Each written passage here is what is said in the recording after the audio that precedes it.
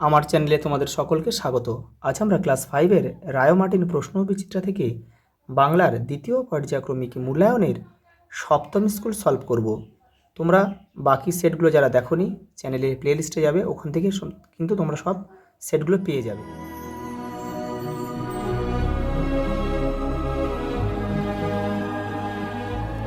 দেখো, প্রথম প্রশ্ন হচ্ছে, মনে পড়ে অভিমানী কঙ্কাবতীর কথা ব্যথা। পালিয়ে গেল অনেক দূরে 7 সাগরের পারে। ঝড়। দল বেঁধে মাছ ধরতে যায় রাভা গোষ্ঠীর জীবনে এক আনন্দময় পর্ব। মধু কাটতে 3 জন লোক চাই। লিঙ্গ হচ্ছে 4 প্রকার: পুংলিঙ্গ, স্ত্রীলিঙ্গ, উভয়লিঙ্গ এবং ক্লীবলিঙ্গ। যে শব্দ দ্বারা পুরুষ ও স্ত্রী উভয়কে বোঝায় তাকে বলেছে উভয়লিঙ্গ। বহু বচনাত্মক শব্দ হলো বন্ধুরা।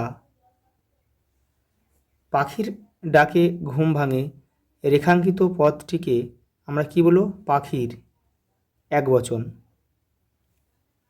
দেখো, এটা আমাদের একটু ভুল হলো, এটা কারণ এটা একবচন হবে না, কারণ এখানে বলছে পাখির ডাকে ঘুম ভাঙে, বলতে একটা পাখি নয়, কিন্তু এখানে কিন্তু অনেকগুলো পাখির কথাই বলা হয়েছে, তাই এটা কিন্তু আমাদের হবে বহুবচন। এটাই আমাদের সঠিক উত্তর হবে। যেমন মানুষ মরণশীল, সেখানে মানুষ মানে একটা মানুষ নয়, পৃথিবীর সমস্ত মানুষকে কিন্তু বোঝানো হয়েছে। পরেরটা দেখো, বললে ওরা ছুটে পালায় ঘর। ওরা কারা? দেখেন যে ছোটরা বা ছেলেরা লিখে, ছোটরা আমি লিখছি, ঝড় থেকে না হয়েছে। কেন ছুটে পালায়? কারণ ঝড় এসেছে বলে।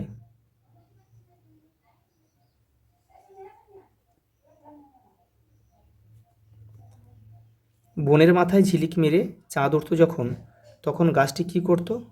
ভালুক হয়ে গড়গড় করত। ভালুক হয়ে ঘাড় ফুলিয়ে গড়গড় করত। মেঘের খেলা দেখে কোন খেলা মনে পড়ে?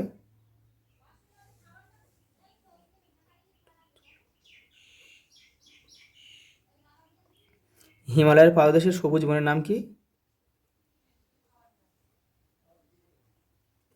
তরাই। দেখো, ট্যাঙ্ক কাকে বলে? তোমাদের বইয়ে রয়েছে, দেখো 58 নম্বর পেজে। এই যে দেখো, দুটো ছোট নদীর মিশবার ফলে একটা ত্রিভুজ খণ্ড তৈরি হয়েছে, ওই ধরনের ত্রিভুজ আকারের জমির মাথা ট্যাঙ্ক বলে। শেষ পর্যন্ত ফণিমনসা কেমন পাতা চাইল নিজের জন্য? কাঁটাযুক্ত পাতা।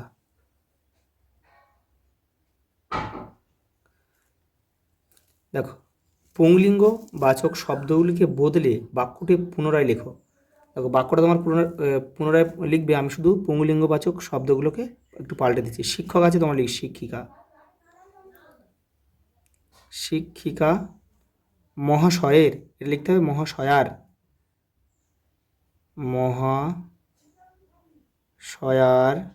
আগমনে ছাত্ররা আছে, এটা ছাত্রীরা হবে। ছাত্রীরা, তোমরা কিন্তু সব শব্দগুলো লিখবে, কিন্তু এটা আগমনে লিখবে মাঝখানে, আমি লিখে দিচ্ছি তবু। আগমনে ছাত্রীরা উঠে দাঁড়ালো।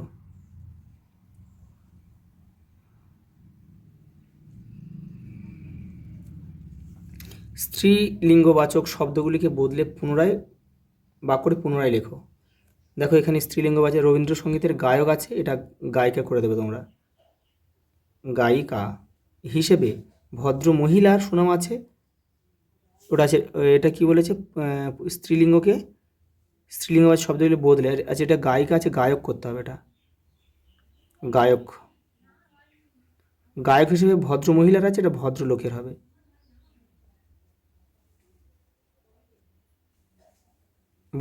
ভদ্রলোকের সুনাম আছে। পুরো বাক্যটা কিন্তু তোমরা লিখবে গুছিয়ে। সমার্থক শব্দ জেগে বহুবচন শব্দ দ্বারা বাক্য রচনা করো। দেখো, এখানে আমি লিখছি যে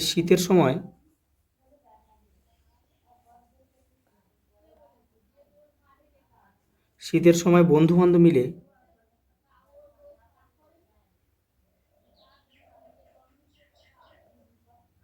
বান্ধব মিলে পিকনিক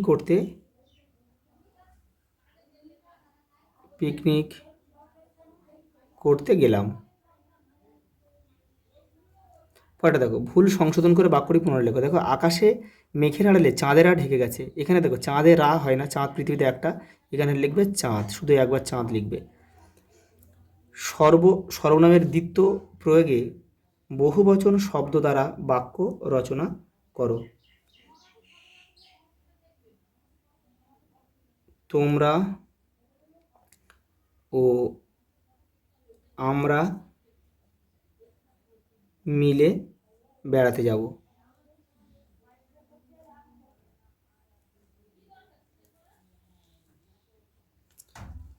তখন কুমির তো বড্ড চটেছে। কুমির কার প্রতি চটেছে?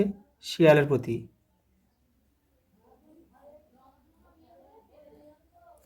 শিয়ালের প্রতি চটেছে। কেন চটেছে? এই দেখো 86 নম্বর পেজে রয়েছে তোমাদের, এই যে এইখান থেকে তোমরা এটা লিখবে। এই দেখো, তখন কুমির বড্ড চটেছে।